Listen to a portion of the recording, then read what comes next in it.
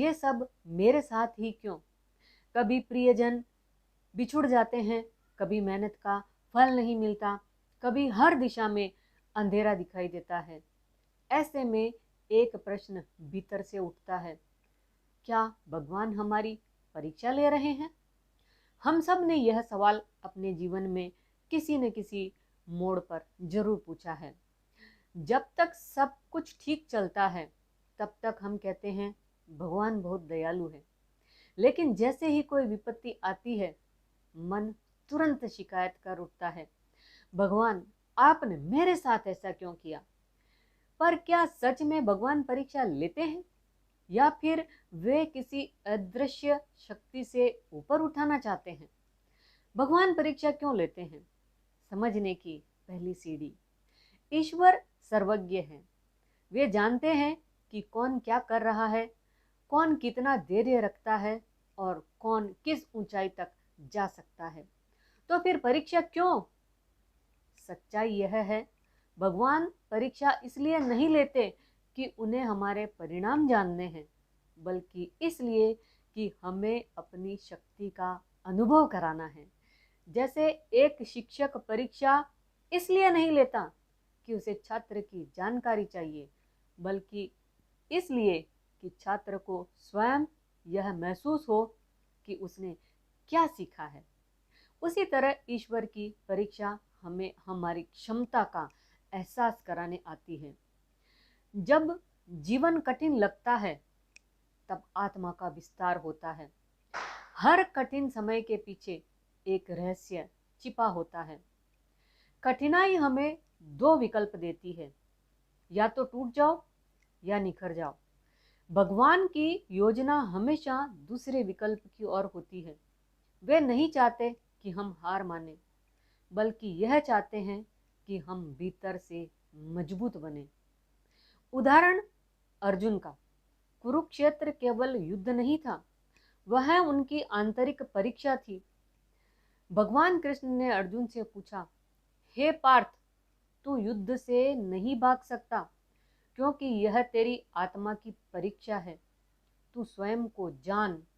यहाँ भगवान कृष्ण ने उसे हार या जीत की नहीं, बल्कि धर्म की पहचान की परीक्षा दी थी। कठिनाई सजा नहीं, आशीर्वाद है। बहुत बार हम सोचते हैं, भगवान मुझे इतना कष्ट क्यों दे रहे हैं?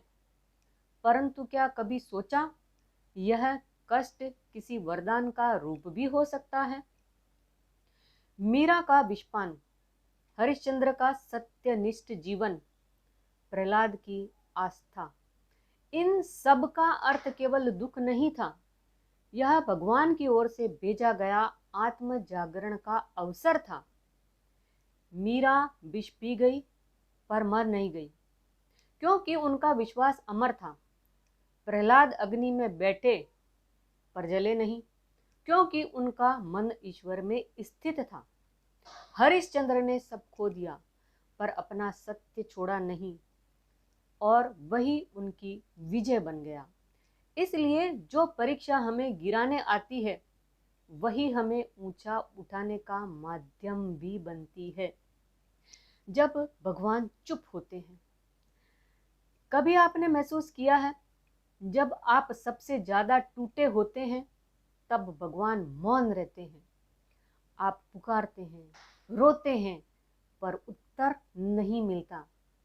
ऐसे समय में लगता है भगवान ने मुझे छोड़ दिया, पर वास्तव में उस मौन में ही उनका उत्तर छिपा होता है। भगवान की चुप्पी कभी इनकार नहीं होती, वह एक परीक्षा की गहराई होती है। वे उस समय आपको बोलने नहीं, बल्कि आपके भीतर से सुनने की क्षमता दे रहे होते हैं। जब बच्चा परीक्षा दे रहा होता है तब शिक्षक बोलता नहीं, क्योंकि वही समय है जब छात्र को स्वयं उत्तर देना होता है। वैसे ही भगवान परीक्षा के समय मौन रहते हैं, क्योंकि अब हमें अपने विश्वास से उत्तर देना होता है। विश्वास ही असली उत्तर है। जब हम कहते हैं भगवान मेरी सुनिए, तब भगवान कहते हैं पहले मुझ पर भरोसा रखो। विश्वास का अर्थ है जब सब कुछ गलत लग रहा हो तब भी सही पर भरोसा रखना। कठिनाई में भी अगर मन कहे शायद भगवान की इसमें भी कोई योजना है, तो वही विश्वास है, वही परीक्षा का उत्तर है। एक छोटी सी कथा। एक व्यक्ति रोज मंदिर जाकर कहता, भगवान मेरी मुश्किलें खत्म कर दो। कई साल बीत गए, मुश्किलें खत्म नहीं हुई। एक दिन उसने कहा, अब मैं थक गया, आप मेरी सुनते क्यों नहीं? तभी एक आवाज भीतर से आई, मैं तुम्हारी मुश्किलें खत्म नहीं कर रहा, क्योंकि वही तुम्हें तुम्हारा असली रूप दिखा रही है। कभी कभी भगवान जवाब नहीं बदलते, क्योंकि वो हमें बदलना चाहते हैं। कर्म और परीक्षा, दो पहलू, एक सत्य। भगवान की परीक्षा हमारे कर्मों से जुड़ी होती है। जो हमने किया वही हमें किसी रूप में वापस मिलता है, ताकि हम सीखें और विकसित हों। ईश्वर का न्याय कभी अन्याय नहीं होता। वे किसी को दंड देने नहीं आते, वे केवल संतुलन स्थापित करते हैं। जैसे धूप छांव का संतुलन, वैसे ही सुख दुख का संतुलन भी आवश्यक है। अगर हर दिन धूप ही रहे तो धरती जल जाएगी, अगर हर दिन रात ही रहे तो जीवन ठहर जाएगा। इसी तरह अगर जीवन में केवल सुख ही हो तो आत्मा सो जाएगी। कठिनाई वह छांव है जो आत्मा को धूप की गर्मी से बचाती है। वो जरूरी है ताकि जीवन पूर्ण बने। जब भगवान परीक्षा लेते हैं तो शक्ति भी देते हैं। भगवान कभी ऐसी परीक्षा नहीं लेते जिसे पार करने की ताकत हमारे पास न हो। हर परीक्षा के साथ वे भीतर एक नई ऊर्जा, एक नया साहस, एक नया दृष्टिकोण देते हैं। कभी ध्यान से देखिए, आप जिस कठिनाई से गुजरे उसने आपको वैसा बनाया जो आप पहले कभी नहीं थे। आपका धैर्य बढ़ा, आपकी समझ गहरी हुई, आपका विश्वास मजबूत हुआ। यही ईश्वर की परीक्षा का असली उद्देश्य है, हमारे भीतर छिपे भगवान को जागृत करना। संकेत जो बताते हैं कि यह परीक्षा है, सजा नहीं। जब सब दरवाजे बंद लगते हैं पर मन कहता है रुको, अभी कुछ बाकी है, यह भगवान की प्रेरणा है। जब सब साथ छोड़ देते हैं पर भीतर कोई शांति रहती है, यह भगवान का सहारा है। जब आंखें रोती है पर दिल कहता है यह भी ठीक हो जाएगा, यह भगवान का विश्वास है। इन संकेतों को पहचानिए, ये बताते हैं कि भगवान आपको गिरा नहीं रहे बल्कि उठा रहे हैं। कभी कभी हमें लगता है कि जीवन ठहर गया है, सब कुछ जैसे रुक गया हो, रास्ता नहीं दिखता, दिशा नहीं दिखती, केवल अंधेरा। पर याद रखिए, ईश्वर के मार्ग पर रुकना भी एक प्रकार की चाल होती है। जब ट्रेन मोड़ लेती है तब वह कुछ क्षण धीमी पड़ती है। क्या इसका मतलब है कि वह रुक गई? नहीं, वह दिशा बदल रही होती है। वैसे ही जब जीवन धीमा पड़ता है तो समझ लीजिए भगवान आपके रास्ते बदल रहे हैं, मंजिल नहीं। कठिनाई भगवान की भाषा। भगवान सीधे आकर नहीं कहते कि बेटा बदल जा। वे घटनाओं के माध्यम से, लोगों के माध्यम से, परिस्थितियों के माध्यम से संदेश भेजते हैं। उनका तरीका सरल है पर हम समझ नहीं पाते। कभी कोई व्यक्ति छोड़ जाता है, कभी काम बिगड़ जाता है, कभी रास्ते बंद हो जाते हैं। हम सोचते हैं सब खत्म हो गया, पर भगवान कह रहे होते हैं नहीं, अब असली शुरुआत हो रही है। जैसे एक उदाहरण, एक माली रोज अपने बगीचे में जाता था। वो हर दिन पौधों को पानी देता, मिट्टी पलटता और नए बीज बोता। एक दिन उसने देखा एक पौधा सूख गया। वो रो पड़ा, कहा, भगवान, मैंने तो इसे रोज पानी दिया, फिर भी मर गया। अंदर से आवाज आई, वो पौधा नहीं मरा बेटा, वो मिट्टी तैयार कर गया ताकि उस जगह अब एक वृक्ष उग सके। जीवन में भी कुछ चीजें इसलिए जाती है ताकि कुछ बड़ा आ सके। भगवान हमें खाली करते हैं ताकि भर सके। कभी कभी भगवान हमें भीतर से खाली करते हैं। लोग चले जाते हैं, रिश्ते टूट जाते हैं, उम्मीदें खत्म हो जाती है। हम सोचते हैं अब कुछ नहीं बचा, लेकिन वास्तव में भगवान खाली पात्र ही भरते हैं। जब तक पात्र भरा होता है, नया नहीं भरा जा सकता। इसलिए वे पहले हमें भीतर से खाली करते हैं ताकि कुछ और श्रेष्ठ भर सके। सत्य यह है, ईश्वर कभी छीनते नहीं, वे केवल बदलते हैं ताकि हम उस रूप में आ सके जो हमारे लिए नियत है। हर परीक्षा के भीतर एक पाठ छिपा है। अगर आप ध्यान से देखें तो हर कठिनाई में एक शिक्षा होती है। कभी वह हमें धैर्य सिखाती है, कभी संयम, कभी त्याग, तो कभी विश्वास। भगवान का उद्देश्य केवल हमें परखना नहीं है, बल्कि हमें सिखाना है। जैसे सोने को तपाया जाता है ताकि उसकी शुद्धता प्रकट हो, वैसे ही आत्मा को कठिनाइयों में तपाया जाता है ताकि उसका तेज उभर आए। एक छोटी सी घटना। एक साधक था जो रोज भगवान से प्रार्थना करता, हे प्रभु, मुझे शक्ति दो। एक दिन उसका घर जल गया। वो चिल्लाया, भगवान, मैंने शक्ति मांगी थी, यह आग क्यों दी? भगवान बोले, शक्ति मांगने वाले को अग्नि ही दी जाती है ताकि वह जान सके कि वह राख नहीं, सोना है। जब हम टूटते हैं तब भगवान हमें गढ़ते हैं।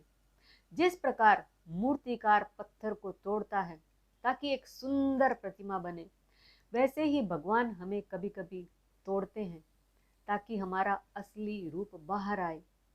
पत्थर सोचता है, यह मुझे क्यों चोट मार रहा है, पर जब मूर्तिकार का कार्य पूरा होता है तब वही पत्थर देवता का रूप ले लेता है। इसलिए जब भगवान हमें चोट देते प्रतीत हो, डरिए मत। शायद वे आपके भीतर के देवत्व को तराश रहे हैं। विश्वास बनाम भय। परीक्षा का असली रण क्षेत्र। हर परीक्षा में दो शक्तियां होती है, भय और विश्वास। भय कहता है सब खत्म हो गया, विश्वास कहता है अभी कुछ बाकी है। भय कहता है भगवान ने मुझे छोड़ दिया, विश्वास कहता है भगवान मेरे साथ है, बस दिख नहीं रहे। और यही वह क्षण है जहां परीक्षा का असली परिणाम तय होता है। जो भय में चला गया वह थक गया, जो विश्वास में डटा रहा वह जीत गया। क्योंकि भगवान उन्हीं को उठाते हैं जो गिर कर भी उठने का साहस रखते हैं। जीवन का गणित, भगवान का संतुलन। हम सोचते हैं कि अगर मैं अच्छा कर रहा हूं तो मेरे साथ सिर्फ अच्छा होना चाहिए, लेकिन ईश्वर का गणित वैसा नहीं है जैसा मनुष्य का। वे जानते हैं कि अगर हर बार हमें सहज मार्ग मिले तो हम कभी भीतर झांकना नहीं सीखेंगे। इसलिए वे कठिनाई भेजते हैं ताकि हम बाहरी सहारे छोड़कर भीतर के ईश्वर को पकड़ें। जब तक मनुष्य बाहरी सहारे पर चलता है तब तक वह आधा चलता है। जब वह भीतर के विश्वास से चलता है तब वह पूर्ण हो जाता है। भगवान का मौन ही उनकी सबसे गहरी वाणी है। कई बार हम कहते हैं, भगवान मेरी सुनते क्यों नहीं? पर भगवान तो हमेशा सुनते हैं, बस जवाब देने का तरीका अलग होता है। वे शब्दों में नहीं, परिस्थितियों में बोलते हैं। कभी किसी के जाने में उनका संदेश होता है, कभी किसी दरवाजे के बंद होने में उनका संकेत होता है, कभी किसी असफलता में उनका वरदान होता है। हम सोचते हैं कि उन्होंने मौन धारण कर लिया, पर सच तो यह है उन्होंने अपनी भाषा बदल दी। हमारी प्रतिक्रिया तय करती है परिणाम। भगवान की परीक्षा का उद्देश्य हमें गिराना नहीं है, बल्कि देखना है कि हम कैसे प्रतिक्रिया देते हैं। जब मुश्किल आती है तो हम 3 तरह से प्रतिक्रिया देते हैं। पहला, शिकायत, भगवान मेरे साथ ऐसा क्यों कर रहे हैं। दूसरा, समर्पण, जो हो रहा है उसमें भी उनकी कोई योजना होगी। तीसरा, सीखना, यह मुझे क्या सिखाने आया है। पहला मार्ग सुख देता है, दूसरा शांति देता है, तीसरा जागृति देता है। भगवान चाहते हैं कि हम तीसरे मार्ग पर चलें, जहां परीक्षा शिक्षा बन जाए। ईश्वर की परीक्षा में कोई असफल नहीं होता। मनुष्य की परीक्षा में कोई पास या फेल होता है, पर ईश्वर की परीक्षा में हर कोई सीख कर निकलता है, क्योंकि उनका उद्देश्य हमें आंकना नहीं, हमें जगाना है। वे उस तकलीफ के पीछे छिपे सत्य को दिखाना चाहते हैं। उदाहरण, राम को वनवास दिया, सीता को अग्नि परीक्षा दी, पांडवों को 13 वर्ष का संघर्ष दिया। क्यों? क्योंकि भगवान जानते थे जहां परीक्षा होती है वहीं महिमा जन्म लेती है। अगर परीक्षा न होती तो न रामायण होती, न महाभारत, न भक्तों की गाथाएं। जब कुछ खो जाता है तो कुछ बड़ा मिलने वाला होता है। आपने देखा होगा, जीवन में जब कोई चीज छीनती है तो बाद में कुछ ऐसा आता है जो पहले से कहीं बड़ा होता है, पर उस बीच का समय सबसे कठिन होता है। वही समय असली परीक्षा होती है। क्या आप टूटकर बैठ जाते हैं या ईश्वर पर विश्वास बनाए रखते हैं? हर खोई हुई चीज के बाद भगवान कहते हैं, रुको, मैं कुछ ऐसा देने वाला हूं जो तुम्हारी कल्पना से भी ऊपर है। बस उस समय हमें धैर्य रखना होता है। धैर्य परीक्षा की सबसे बड़ी कुंजी। कठिनाई के समय अगर कुछ सबसे अधिक जरूरी है तो वह है धैर्य। धैर्य का मतलब है, मैं जानता हूं कि भगवान देर करते हैं पर अंधेरा नहीं रखते।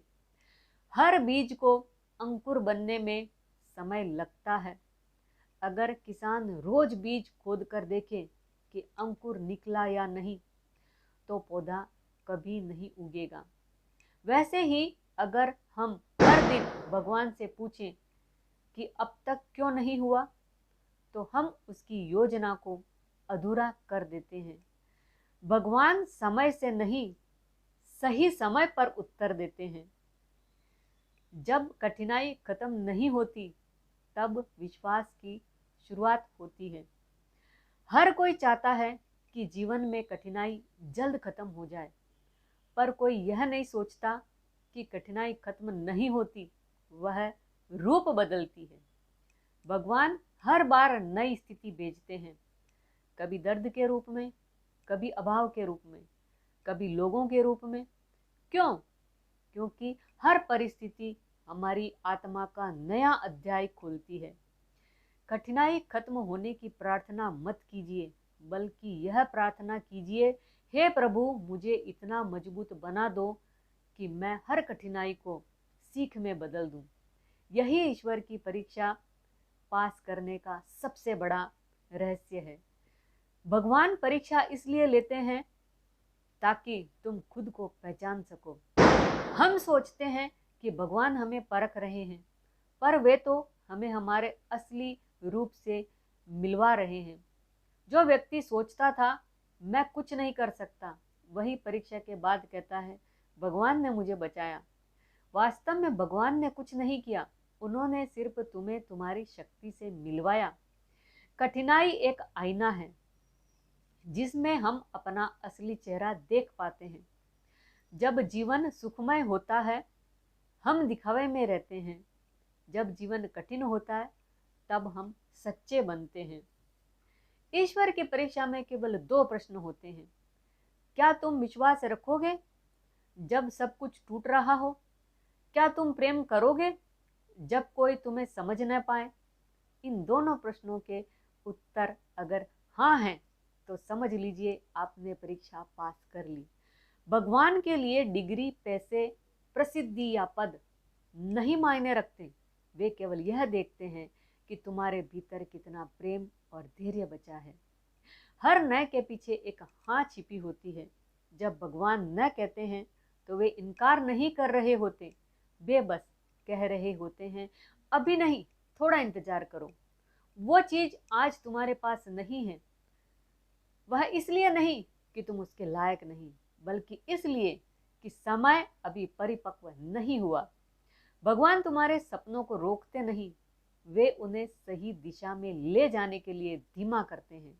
जैसे अगर तुम बारिश के पहले बीज बो दो तो वह सूख जाएगा, लेकिन अगर समय पर बो तो वही पेड़ बन जाता है। भगवान समय जानते हैं, इसलिए वे विलंब करते हैं, इनकार नहीं। परीक्षा का सही उत्तर स्वीकार। जो कुछ भी जीवन में हो रहा है उसे स्वीकार कर लेना ही परीक्षा पास करने का सबसे सरल तरीका है। स्वीकार का अर्थ है मैं समझ नहीं पा रहा पर भरोसा रखता हूं कि इसमें भी ईश्वर की योजना है।